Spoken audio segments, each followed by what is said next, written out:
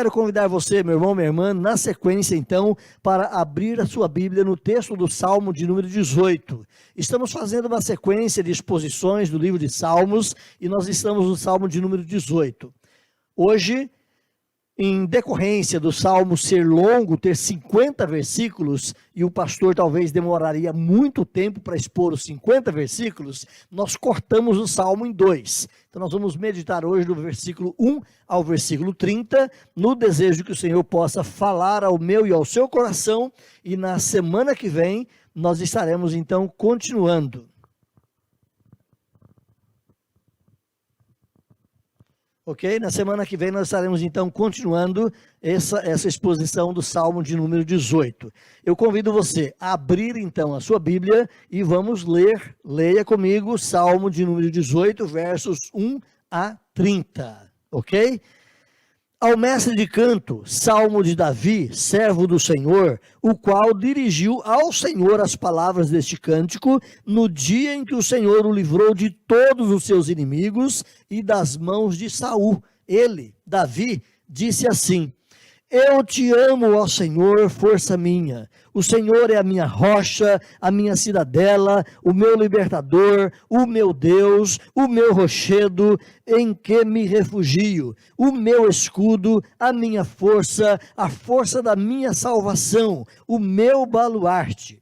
Invoco ao Senhor, digno de ser louvado. Serei salvo dos meus inimigos. Laços de morte me cercaram, torrentes de impiedade me impuseram terror, cadeias infernais me cingiram e tramas de morte me surpreenderam. Na minha angústia invoquei o Senhor, gritei por socorro ao meu Deus. Ele do seu tempo ouviu a minha voz e o meu clamor lhe penetrou os ouvidos. Então a terra se abalou e tremeu. Vacilaram também os fundamentos dos montes e se estremeceram, porque ele se indignou. Das suas narinas subiu fumaça e fogo devorador da sua boca, dele saíram brasas ardentes. Baixou ele os céus e desceu, e teve sob os pés densa escuridão. Cavalgava um querubim e voou, sim, levado velozmente nas asas do vento. Das trevas fez-se um manto que se ocultou, escuridade de águas, espessas nuvens dos céus eram o seu pavilhão. Do resplendor que diante dele havia, as densas nuvens se desfizeram em granizo e brasas chamejantes. Trovejou então o Senhor nos céus, o Altíssimo levantou a voz, e houve granizo e brasas de fogo, despediu as suas setas e espalhou os seus inimigos, multiplicou os seus raios e os desbaratou. Então se viu o leito das águas e se descobriram os fundamentos do mundo, pela tua repreensão, Senhor, pelo iroso resfolgar das tuas narinas. Do alto ele estendeu ele a mão e me tomou, tirou-me das muitas águas, livrou-me de forte inimigo e dos que me aborreciam, pois eram mais poderosos do que eu. Assaltaram-me no dia da minha calamidade, mas o Senhor me serviu de amparo. Trouxe-me para um lugar espaçoso, livrou-me porque ele se agradou de mim.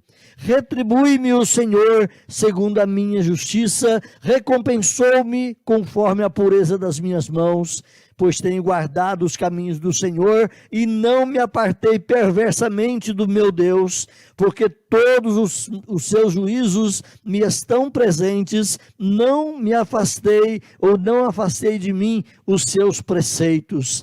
Também fui íntegro para com ele, me guardei da iniquidade. Daí retribuir-me o Senhor segundo a minha justiça, conforme a pureza das minhas mãos, na sua presença.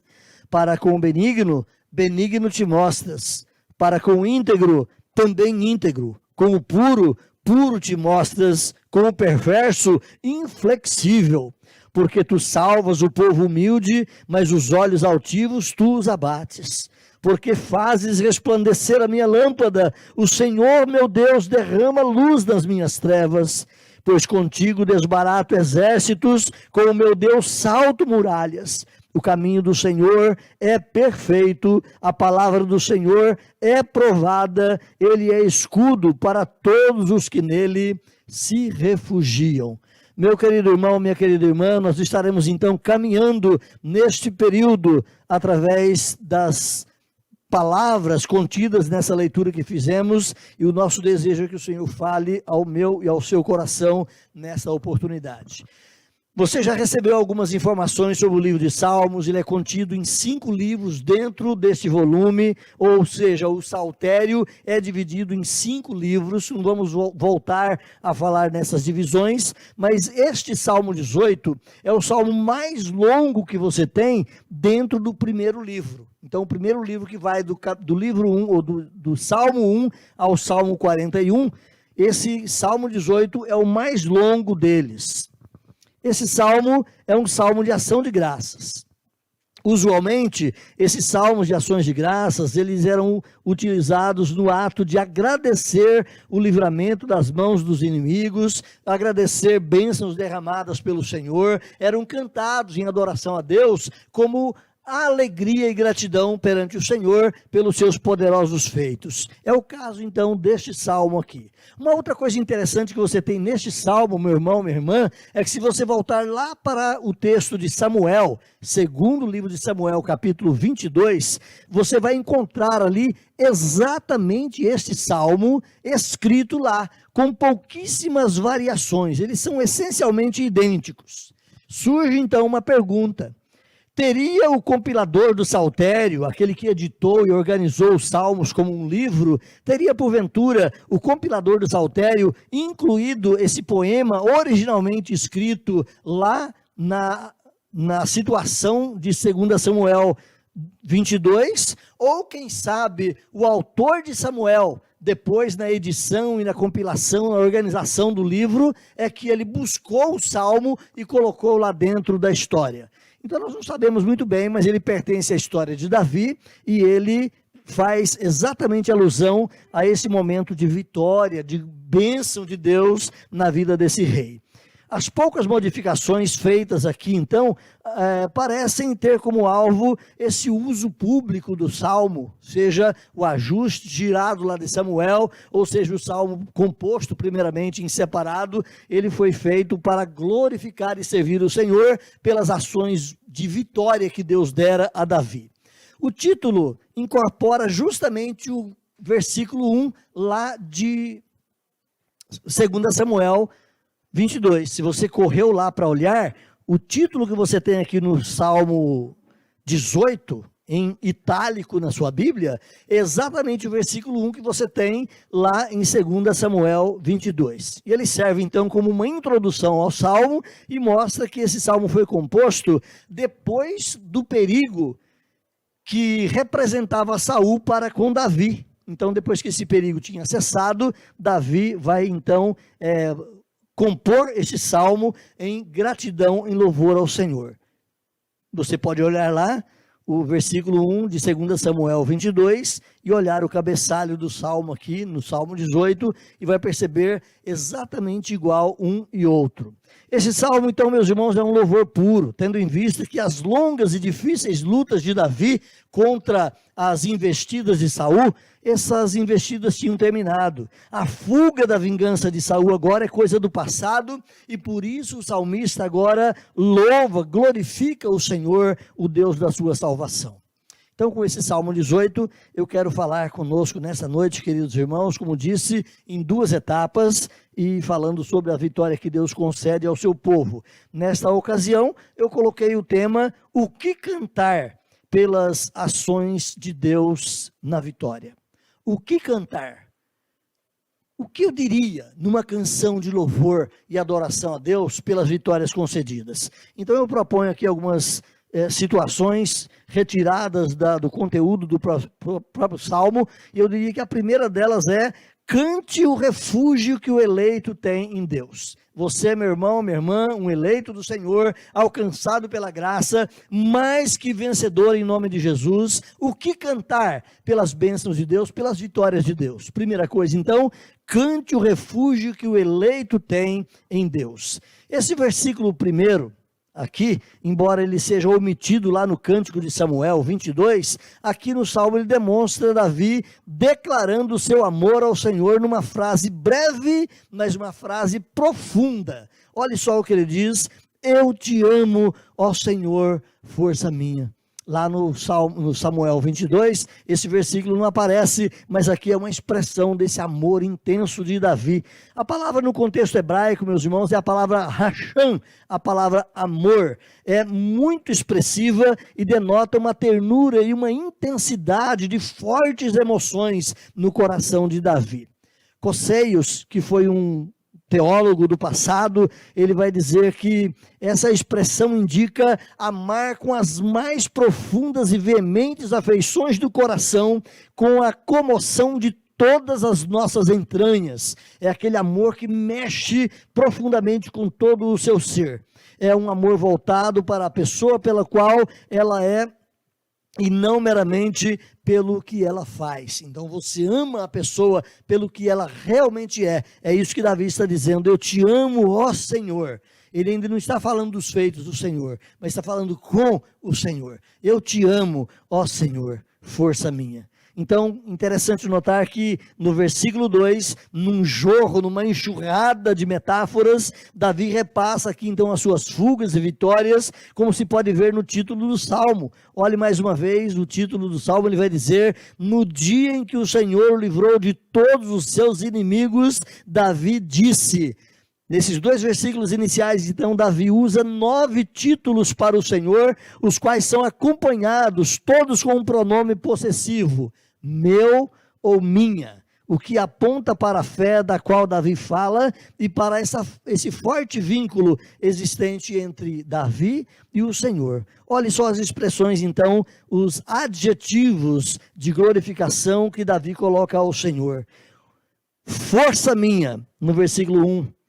Minha rocha, no versículo 2, minha cidadela, meu libertador, meu Deus, meu rochedo em quem confio, meu refúgio, meu rochedo, força da minha salvação, meu escudo, meu baluarte. Davi está elevando aqui, meus irmãos, com todos esses adjetivos, exaltando exatamente voltados para Deus, reforçando o cuidado de Deus na proteção do seu povo.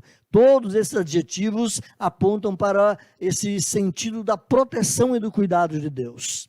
Calvino, o grande teólogo da época da Reforma, ele vai dizer que aqueles a quem Deus tenciona socorrer e defender são não apenas salvos de um tipo de perigo, mas são, por assim dizer, cercados de todos os lados por trincheiras inexpugnáveis, de modo tal que, ainda que milhares de mortes se lhes interponham o caminho, não devem temer nem mesmo o seu mais formidável cortejo.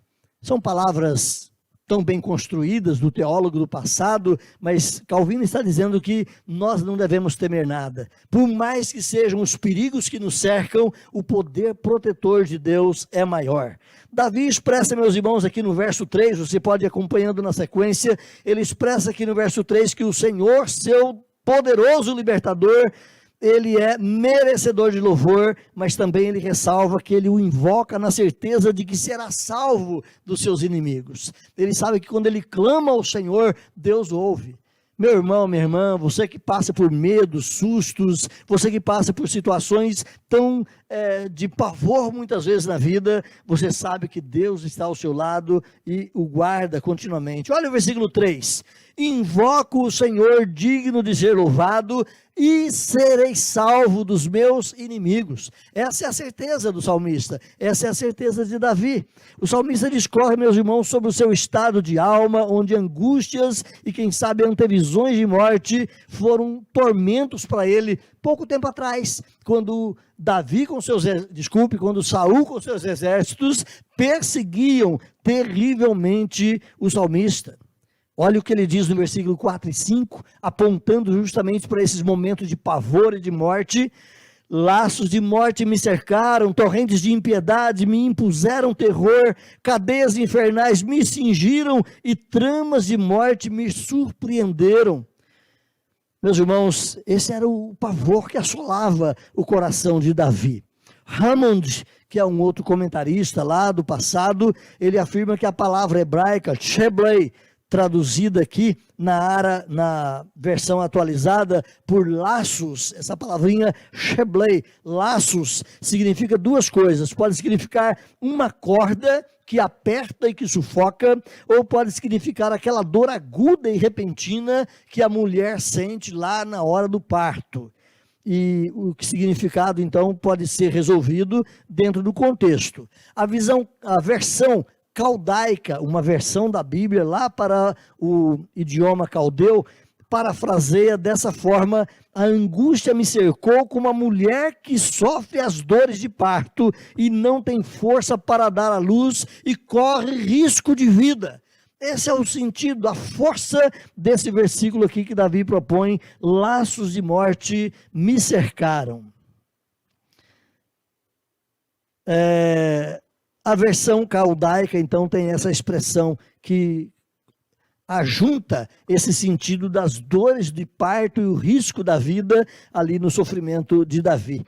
Torrentes de impiedade, o salmista vai dizer aí na sequência. Isso significa, meus irmãos, lá na língua hebraica, literalmente, torrentes de Belial. E essa palavra Belial, ela está indicada a males ou indicada ao mal, personalizado muitas vezes por um demônio ou personalizada pelo próprio diabo, o próprio Satanás. São muitas as vezes que essa palavra é utilizada lá no Velho Testamento e ela tem esse sentido de indicar a presença do mal. Davi chama aqui as torrentes de Belial, visto que eram homens perversos, eram homens ímpios que haviam conspirado contra ele. Então eram homens de Belial, eram homens malignos que estavam cercando Davi. Mais uma vez, citando o grande reformador Calvino, ele vai dizer que o que se segue, então, concernente a torrentes, implica que ele havia quase que sucumbido, quase que sido derrotado pela violência e pela impetuosidade dos seus inimigos contra ele, assim como alguém que se vê envolto em vagalhões, em turbilhões de água, se vê ou se sente perdido.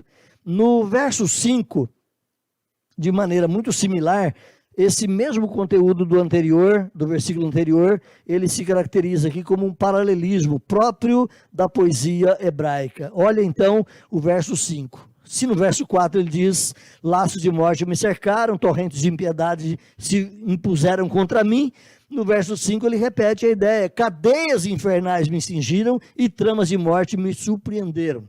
É uma maneira de reforçar o conteúdo utilizado lá na poesia hebraica, chamado de paralelismo. O salmista, meus irmãos, ele expressa aqui então o socorro que ele recebe do Deus Altíssimo, quando do fundo da sua angústia ele clamou ao Senhor. Olha o versículo 6: na minha angústia eu clamei, invoquei o Senhor, gritei por socorro, meu Deus, e ele do seu templo ouviu a minha voz e o meu clamor lhe penetrou os ouvidos. Eu quero lembrar a você que a ideia do templo aqui no versículo 6 não está contida ou paralisada simplesmente naquela edificação voltada para a glorificação de Deus, até porque nos dias de Davi não existia um templo. Nos dias de Davi existia um tabernáculo, não é? Mas a palavra templo aqui, ela denota o pavilhão da habitação de Deus, ou o lugar onde Deus realmente tem o seu trono de glória. É de lá, dos altos céus, que Deus ouve o clamor do seu povo. Quaisquer que sejam as lutas, então, que te cercam, meu querido irmão, eleito de Deus, clame ao Altíssimo, confia nele, ó eleito de Deus, no cuidado protetor e salvador do nosso Deus. Sejam quais forem as aflições que nos sobrevenham, nós podemos sempre contar com os recursos divinos e estar sempre persuadidos de que ele tem virtude e poder para nos assistir de formas tão diferentes. Ele é o Deus que nos cerca de cuidados, como aqueles adjetivos reprisados por Davi ali no versículo 2 e 3. Ele é a minha cidadela, ele é o meu libertador, ele é o meu refúgio, ele é o meu rochedo, ele é o meu escudo, ele é a força da minha salvação, ele é o meu baluarte. O Senhor cerca o seu povo de proteção. O que cantar? O que cantar pelas ações de vitória de Deus na vida do eleito? Segunda coisa, cante os atos soberanos do Senhor, eleito de Deus. Cante os atos soberanos do Senhor. Então aqui, usando algumas figuras dignas de poesias épicas, o salmista vai descortinar ações soberanas de Deus a favor do seu livramento. Olhe só a força das expressões que ele coloca a partir do versículo 7, mais propriamente do versículo 7 ao versículo 15. Quase que nós precisaríamos aqui repetir a leitura num fôlego só para perceber a força dessas expressões tão ricas e tão poderosas, tão impactantes, mostrando aqui o poder e a grandeza do nosso Deus. Eu não vou repetir essa leitura, mas você vai acompanhando aí, percebendo a força das palavras. Então, Davi, buscando formas de reconhecer aqui os feitos de Deus, ele projeta uma imagem de Deus no céu e na terra e usa figuras, como dissemos, muito fortes, figuras muito bombásticas. Ele vai dizer aqui que a terra se abalou, a terra tremeu, porque o Senhor agora entra em ação para socorrer o seu ungido. A terra se abalou, a terra tremeu, vacilaram os alicerces, os fundamentos dos montes, tudo estremece, porque Deus se indignou na hora de socorrer o seu povo. Meus irmãos, poderíamos, quem sabe, ilustrar aqui, olhando que quando todas as coisas naturais fluem num curso regular e normal e invariável, ou seja, a vida parece muito mansa à nossa volta, o poder de Deus muitas vezes não é nem sequer percebido. Mas quando Deus muda a feição do céu, ele torna o céu negro e escuro, quem sabe preparando chuvas torrenciais e súbitas, ou quem sabe trovões que ribombeiam e fazem tremer a nossa terra, ou trazendo tempestades assustadoras sobre nós. Aqueles que antes estavam, quem sabe, adormecidos e insensíveis, agora eles despertam a atenção para o fato de que há um poder maior que eles, para o fato de que existe esse Deus Todo-Poderoso acima dos céus. Então é isso que Deus fez aqui nessas palavras de Davi. Ele fez tremer o céu, ele trouxe escuridade, ele trouxe nuvens e ele baixou os céus, fendeu os céus e fez com que caísse grande tempestade. Essa é a figura que Davi traz aqui para nós.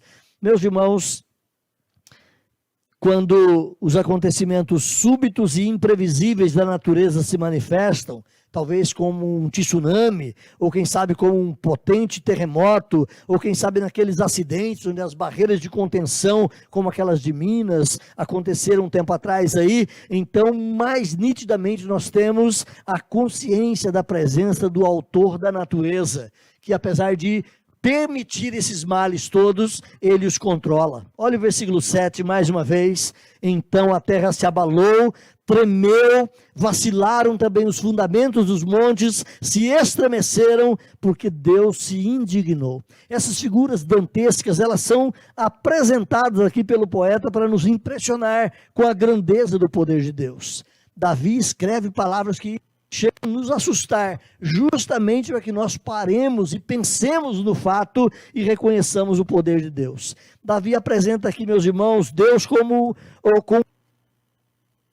Deus de relâmpagos e trovões, como também um fogo chamejante procedente da sua boca. Olha o versículo 8 e 9, a descrição que Davi faz de Deus. Das suas narinas subiu fumaça e fogo devorador da sua boca, dele saíam brasas ardentes, baixou ele os céus e desceu, e teve os pés sob densa escuridão. Essa figura é assustadora. Também, Davi apresenta aqui o Senhor como que cavalgando sobre os ventos e tempestades, cavalgando um querubim, e voando nas asas do vento. Olha aí o versículo 10, ele cavalgava um querubim e voou, sim, levado velozmente nas asas do vento. Interessante que a figura que Davi traz é desse Deus todo-poderoso, no meio dos turbilhões de ventos que uma tempestade traz, Deus voando no meio daquela ventania toda e comandando e orquestrando aquela grande tempestade. Mas esconde-se aqui com que envolvendo-se no manto, quando os céus se tornam trevosos, negros, antes de uma tempestade, e quem sabe com trovões e raios seguidos de copiosas chuvas, e assim ele fortalece no ser humano que observa isso, ele fortalece a consciência da sua presença. Olha o versículo 11. Das trevas fez ele um manto. A ideia de trevas aqui é que o céu se escureceu para uma tremenda tempestade. Das trevas fez ele um manto no qual ele se ocultou. Escuridade de águas e espessas nuvens nos céus eram o seu pavilhão, era o lugar onde ele estava.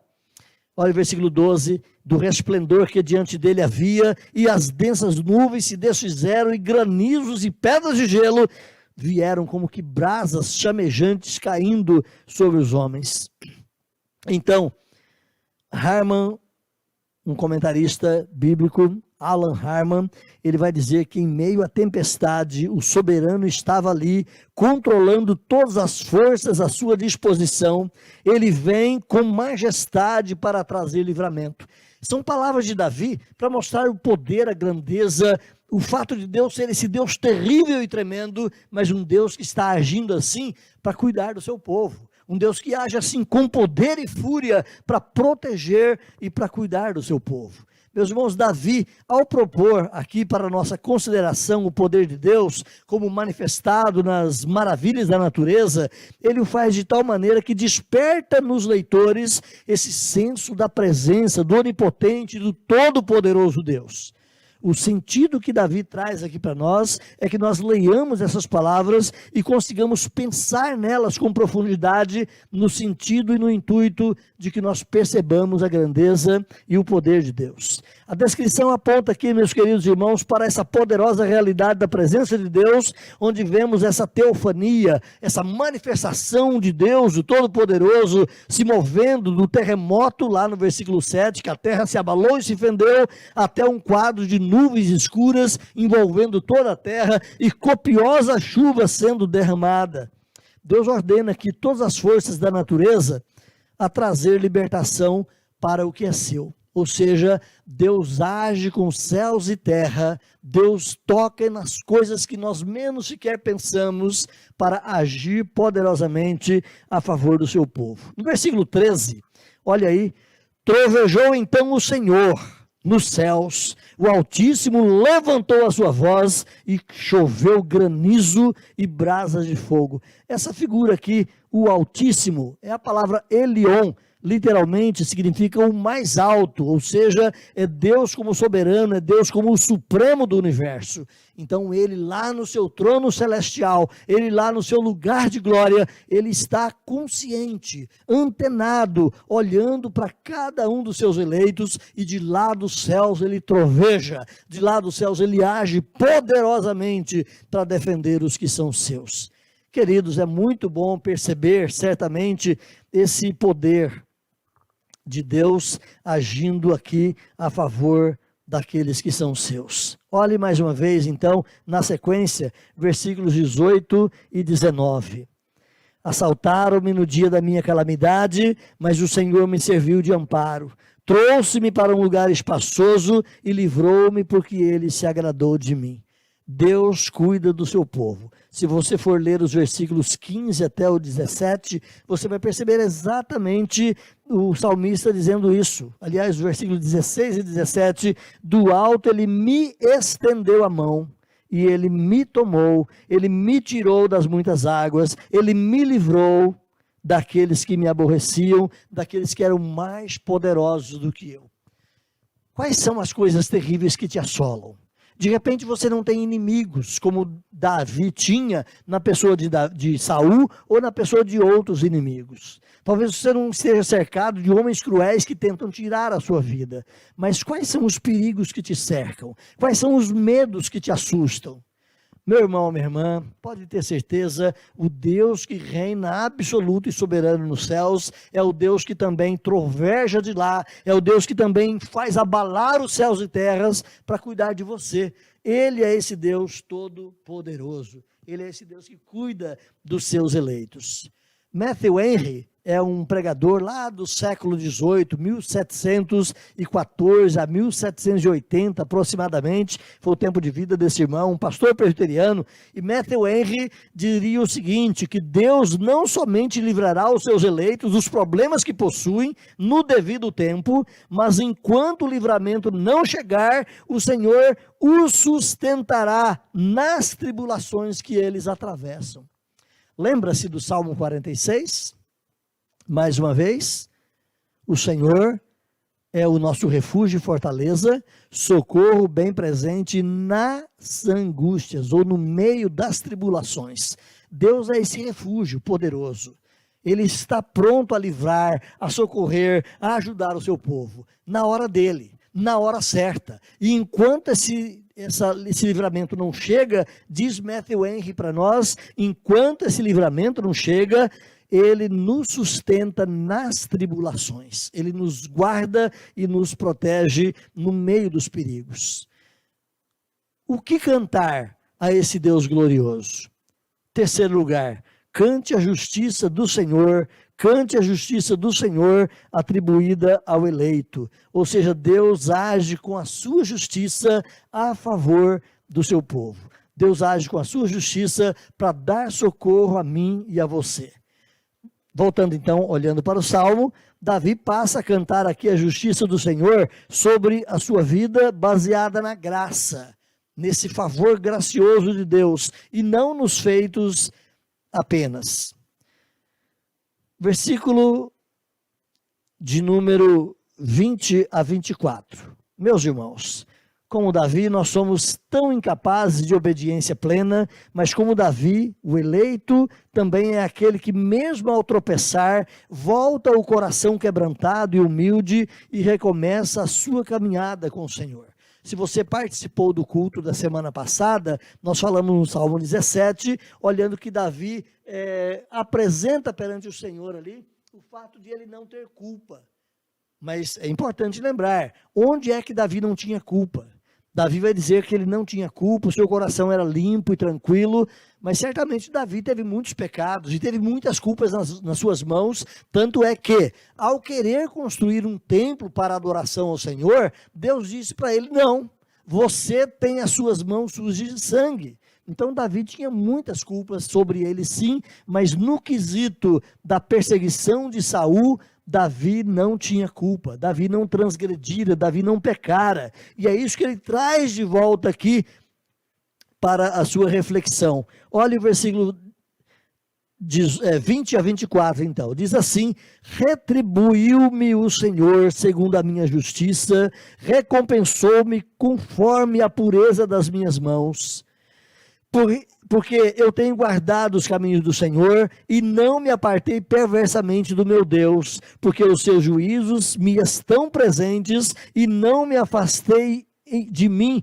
os seus preceitos. Também eu fui íntegro para com ele e me guardei da iniquidade. Daí retribuí-me o Senhor segundo a minha justiça, conforme a pureza das minhas mãos na sua presença. Davi estava dizendo aqui que no caso de Saul, nas perseguições, nas intenções malignas de Saul, Davi não tivera um coração perverso para com ele. Inclusive Davi teve, como citamos na exposição da semana passada, Davi teve a oportunidade de matar Saul algumas vezes.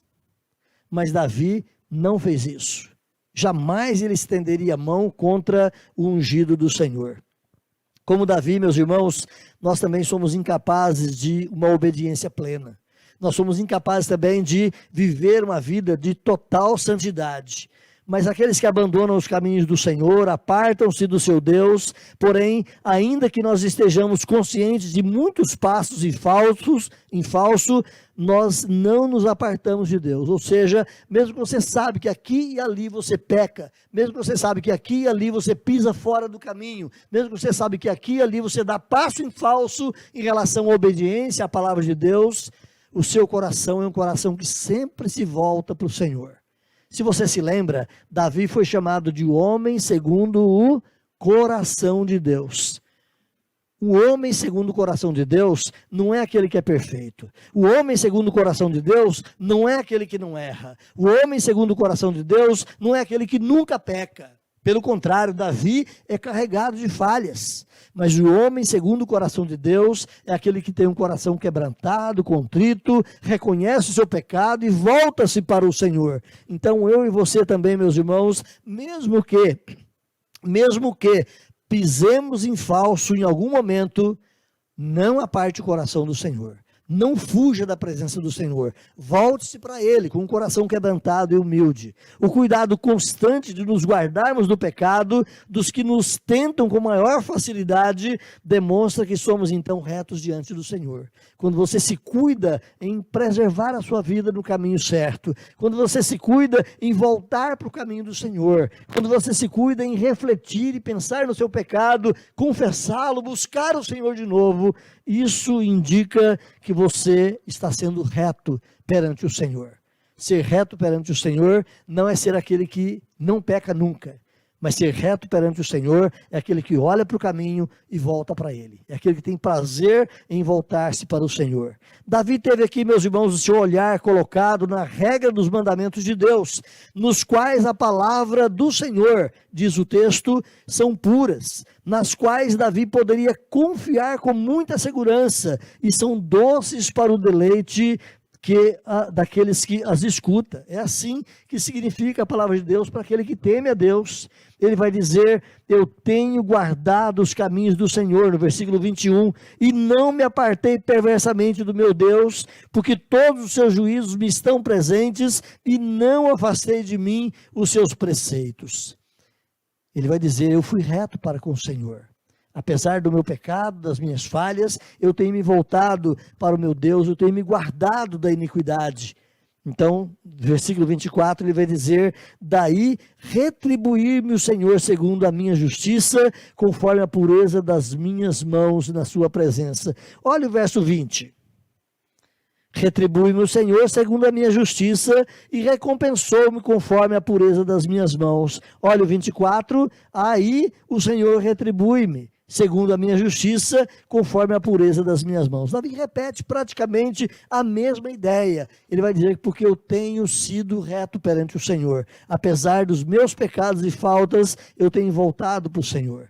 Davi expressa, meus irmãos, que ele não havia se desviado dos caminhos do Senhor, mas que ele aguardava ansiosamente o cuidado de Deus, e enquanto isso ele guardava os seus passos com muita prudência, porque ele jamais agiria como rebelde. É isso que ele está dizendo: eu não me rebelei, eu não me apartei, versículo 21, perversamente, eu não me apartei perversamente do meu Deus.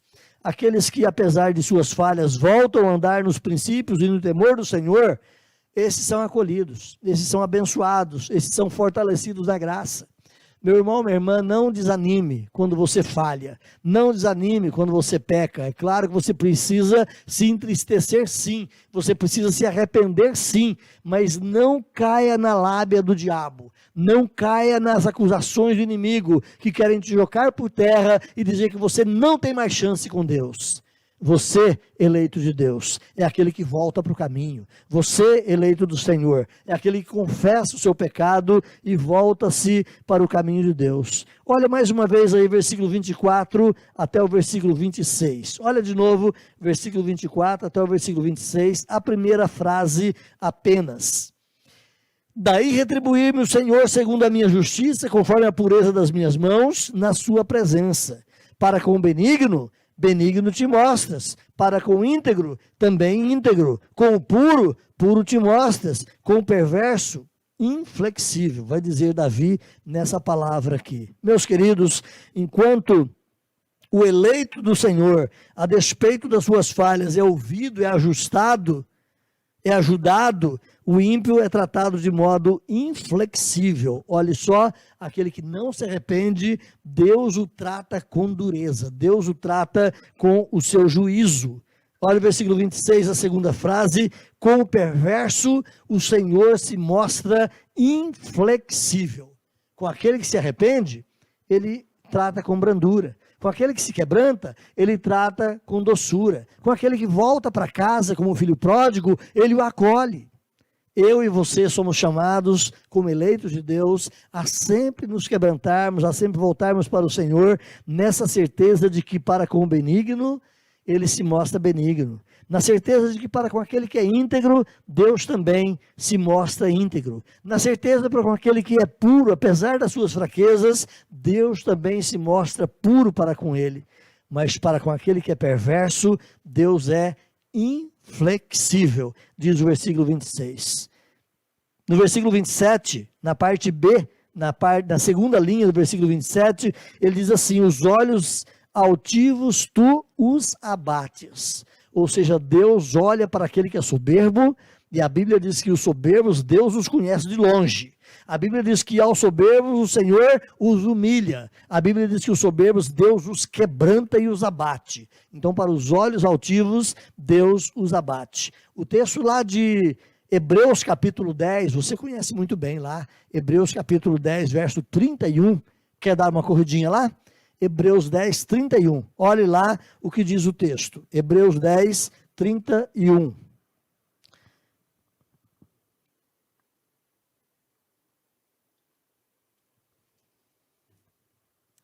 Hebreus 10, 31 diz o quê? Horrível coisa é cair nas mãos do Deus vivo. Esse Deus poderoso, santo, acolhedor, benfazejo, cheio de bondade para conosco, é o mesmo Deus irado contra um pecador que não se arrepende. É o mesmo Deus. Então, o mesmo caráter justo de Deus a favor do seu povo que clama, também age na justiça que executa a sua ira contra aqueles que se lhe opõem. O mesmo Deus que tem um caráter brando e cheio de doçura e que pratica a justiça para abençoar e para socorrer os seus, é o mesmo Deus também que age na justiça, executando ira para com aqueles que se opõem. Por isso Hebreus vai dizer, horrível coisa é cair nas mãos do Deus vivo. Queridos irmãos, a recompensa do eleito por ter o temor do Senhor é exposta aqui então pelo salmista de forma plácida e doce nos versículos a seguir. Olha o versículo 27 e 28. Versículo 27 e 28 diz assim: porque tu salvas o povo humilde, mas os olhos altivos tu os abates. Porque fazes resplandecer a minha lâmpada, o Senhor meu Deus derrama luz nas minhas trevas. Deus é aquele que ilumina o caminho do seu povo, dos seus eleitos, apesar das suas fraquezas e falhas. Deus é aquele que ajuda-os a andar nesse mundo de trevas. 2 Samuel, que é o texto paralelo a esse salmo, lá no versículo 29, em 2 Samuel 22, Davi não diz que Deus acende a sua lâmpada, como aqui ele diz, né, que Deus faz resplandecer a minha lâmpada, o Senhor derrama luz nas minhas trevas. Não, lá em Samuel 22 está escrito que Ele mesmo é a minha lâmpada. Então, queridos, isso se harmoniza totalmente também com o todo das Escrituras, porque nós não temos luz própria. Né? Nós não possuímos luz em nós mesmos, luz que seja nossa própria, mas recebemos a luz de Deus. Temos a luz do Senhor em nossa vida. Ele não apenas faz acender a nossa lâmpada, mas Ele é a nossa lâmpada. Ele ilumina a nossa lâmpada. Calvino, mais uma vez, comentando o texto, ele vai dizer que jamais teremos o conforto de ver nossas adversidades levadas a bom termo, a menos que Deus disperse as trevas que porventura nos envolvam e nos restaure a luz da alegria. Ou seja, é o Senhor, o Todo-Poderoso, que ilumina a nossa vida, coloca luz radiante em nosso rosto, de modo que as nossas trevas se dissipam. Davi, queridos, aqui no texto, ele volta ao tema do início, lá do Salmo, especialmente quanto ao socorro divino para com ele nas suas batalhas, afirmando que com confiança ele podia atacar uma tropa inimiga, ou quem sabe saltar sobre uma muralha. Versículo 1, eu te amo, ó Senhor, força minha. O Senhor é a minha rocha, a minha cidadela, meu libertador, meu Deus, o meu rochedo em quem confio. O Senhor é a força da minha vida, o Senhor é o meu baluarte. E agora olha o versículo 29. Pois contigo eu desbarato exércitos, com o meu Deus eu salto muralha. Porque esse Deus é o libertador da minha vida. Esse Deus é o Todo-Poderoso que me cerca com cuidados e com vitória. Davi atribui, meus irmãos, a Deus aqui as suas vitórias, declarando que, de acordo com a sua conduta, ele havia rompido frentes e falanges inimigas e havia tomado de assalto cidades fortificadas. Com meu Deus eu salto muralhas, ele arromba as muralhas do inimigo, ele vence aqueles que se lhe opõem. Você tem experimentado esse poder de Deus na sua vida, dando vitórias nas lutas, nas dificuldades, nos problemas que cercam a sua vida, que tocam você diz o texto, com o meu Deus,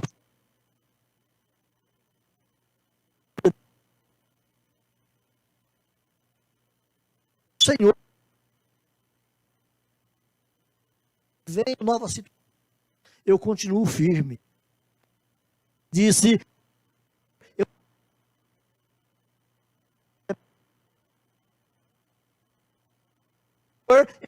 barato exército, ele não olha por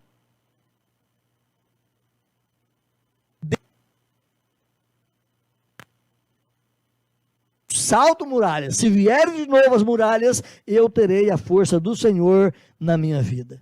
Então a sua ênfase nesses versos demonstra que a sua confiança continuava firme no Senhor. Mais à frente, na condição de rei, a gente vai ver Davi de novo, em guerras e conflitos, em combates, e mais uma vez ele vencendo seus inimigos, porque Deus era com ele. Meu irmão, minha irmã, comentando aqui de novo nas palavras de Alan Harman, ele vai dizer que para todos quantos, como Davi, põem a sua confiança no Senhor e descansam nele como seu refúgio, Deus prova ser o seu escudo. Então confie no Senhor. Saiba que as dificuldades virão, os problemas nos cercam, mas o Senhor é o nosso escudo, é a nossa fortaleza. As afirmações de Davi, como dissemos, retornam às suas palavras tão bem coligidas lá nos versos iniciais do Salmo, onde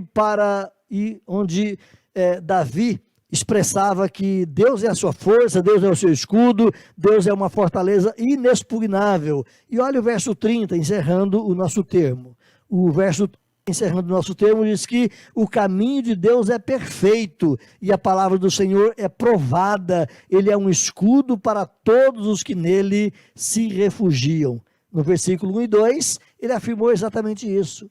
O Senhor é o meu baluarte, ele é o meu escudo, ele é a minha defesa. E no versículo 30, ele reafirma isso.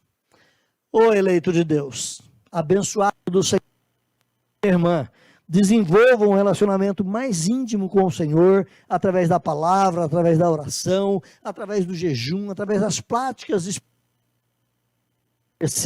de modo a se vestir desse salmo como que um manto de confiança humilde no Senhor. Olhe com essa certeza para o Senhor. Ele é o meu socorro, ele é a minha ajuda. Termino aqui. Onde e em quem está a sua confiança, eleito de Deus? Essa é a pergunta. Onde e em quem está a sua confiança? Nós somos tentados muitas vezes, irmãos, a olhar para esses momentos angustiantes que vivemos e valorizarmos, quem sabe, muito mais o negativo, valorizarmos muito mais a dor, valorizarmos muito mais o sofrimento, como se apenas o caos nos aguardasse à frente. Não é assim que eu e você muitas vezes nos sentimos?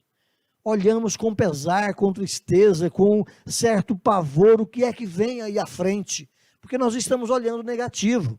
Mas eu quero lembrar a você, meu irmão, existe muito mais beleza para se olhar do que tristeza à nossa volta. Existe muito mais vitórias que Deus tem dado ao seu povo do que derrotas que nos cercam. Nós precisamos então realinhar o nosso olhar e vermos a grandeza e o poder de Deus em nos socorrer sempre. Ó Senhor, abençoa o seu povo. Eleito de Deus, cante louvores ao Senhor pelas vitórias já concedidas até aqui, sabendo que a maior vitória já está ganha. Sabe qual é a maior vitória? Cristo Jesus morreu por você, Cristo Jesus pagou a sua condenação, Cristo Jesus garante a sua vida eterna, eleito de Deus. E se aqui sofrermos, com Ele reinaremos. Se aqui padecermos momentos de dor, de lágrimas, lá a alegria é perene e eterna. Ele nos garantiu a vida eterna nesse reino maravilhoso de Deus. Que Deus possa encher o seu coração de alegria, de certeza, de confiança no Senhor. Apesar dos momentos difíceis que podem nos cercar, Deus é aquele que também é a nossa rocha, a nossa cidadela, o nosso libertador, o nosso Deus, o nosso rochedo. Ele também é a fortaleza da nossa vida, Ele é o nosso escudo, Ele é a nossa salvação. Deus abençoe você. Deus fortaleça e anime o seu coração para continuar confiante no Senhor. Amém?